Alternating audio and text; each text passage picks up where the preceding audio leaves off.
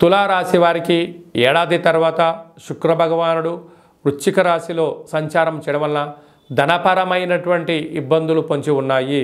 దయచేసి విందులని, వినోదాలని, లగ్జరీ అని, అపోహలని, ఫ్లేవర్స్ అని, రుచికరమని, ఆహ్లాదకరమని అనేక రకాలుగా డబ్బులు ఇచ్చుకుంటూ పోయారా? రాబోయే కాలం అంతా కూడా గడ్డు కాలం అని చెప్పి గమనించాలి. దీపం ఉండగానే ఇల్లు చక్కబెట్టుకోవాలి. అలాగనే ధనం వచ్చినప్పుడు దాన్ని దాచుకోగలగాలి.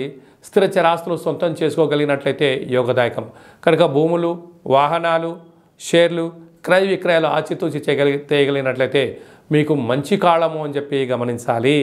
వృశ్చిక రాశి వారికి ఏడాది తర్వాత శుక్ర భగవానుడు వృశ్చిక రాశిలోనే సంచారం చేయడము, ఒకవైపు అర్ధాష్టమ శని సంచార స్థితి జరుగుతూ ఉండడం వలన ధనము విచ్చలవిడిగా ఖర్చు పెట్టే పరిస్థితి పొంచి ఉంది.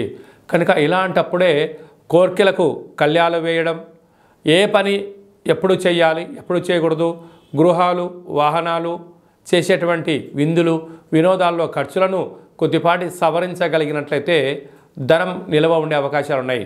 అపోహలకు వెళ్ళారా? అర్థం కాని పనులు కానీ ఆవేశభరిత నిర్ణయాలు తీసుకున్నారా? ధనము, సమయము రెండు వెళ్ళిపోయి రాబోయే కాలంలో అప్పుల ఊబిలో ఇరుక్కుపోయే పరిస్థితి అధికంగా ఉంది. తస్మాత్ జాగ్రత్త. ధనుసు రాశి వారికి ఏడాది తర్వాత శుక్ర భగవానుడు వృశ్చిక రాశిలో సంచారం చేయడం వలన, వ్యయంలో శుక్రుడు సంచారం చేయడం వలన విందులు, వినోదాలు, ఫ్లేవర్సు, సుగంధ పరిమళాలు అనేటువంటి కార్యక్రమాలలో ప్రారంభించాలని, లేని కొత్త సుఖాలకు అలవాటు పడడం కానీ, అపోహలకు గురవ్వడం కానీ, ఆర్భాటాలకు ఈర్ష్య, ద్వేష, పగ, ప్రతీకారాలు పొంచి ఉన్నాయి.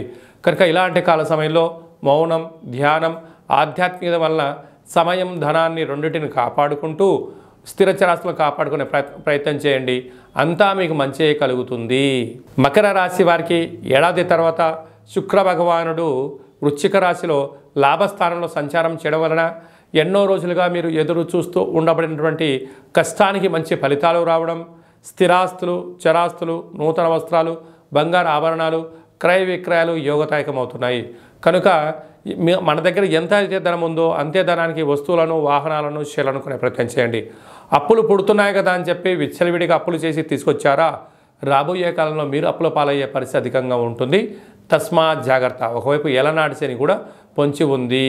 కుంభరాశి వారికి ఏడాది తర్వాత శుక్ర భగవానుడు వృశ్చిక రాశిలో రాజ్య, వృత్తి, ఉద్యోగ, వ్యాపార స్థానంలో శుక్రుడు సంచారం చేయడం వలన ఒకవైపు ఏలనాటి శని ఉండినను కష్టపడే తత్వం మీ దగ్గర ఉండడం వల్ల, ధర్మంగా ఉండడం వల్ల, ఆధ్యాత్మికంగా ఉండడం వల్ల ప్రమోషన్స్ రావడము, స్టార్టప్ కంపెనీలోకి ఎంట్రీ అవ్వడము, సొంతంగా వ్యాపార సామ్రాజ్యాలు ప్రారంభించడము, అన్నింటా విజయం మీ సొంతం అవడము, సమాజంలో, వృత్తులలో, ఉద్యోగాల్లో రాజ్య గౌరవం మీ సొంతం కాబోతుంది.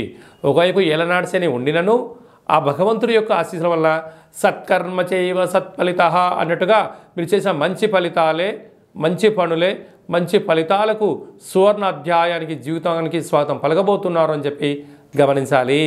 మీనరాశి వారికి ఏడాది తర్వాత శుక్ర భగవానుడు వృశ్చిక రాశిలో సంచారం చేయనప్పుడు భాగ్యస్థానంలో సంచారం చేయడం వలన ఒకవైపు ఏలనాటి శని ఉండినను శుక్ర భగవానుడు 9వ స్థానంలో యోగకారకుడు, భాగ్యవంతుడు, శ్రీవంతుడు, ధనవంతుడు అయ్యే పరిస్థితి అవుతుంది. కనుక వివాహం కాని వారికి వివాహము, వివాహమైన భార్యాభర్తలు అన్యోన్యత, ఒకరికి ఒకరు బహుమతులు ఇచ్చిపుచ్చుకోవడం, గౌరవాన్ని ఇచ్చిపుచ్చుకోవడం, స్థిరాస్తులు, చరాస్తులు సొంతమవడం, విదేశాలకు వెళ్ళాలని మీ కోరిక నెరవేరడం, గృహంలో ఎటు చూసిన ఆధ్యాత్మికమైనటువంటి విలాసవంతమైన జీవితానికి ఈ మీనరాశి వారు స్వాగతం పలకబోతున్నారు అని చెప్పడంలో ఏమాత్రం సందేహమే లేదు.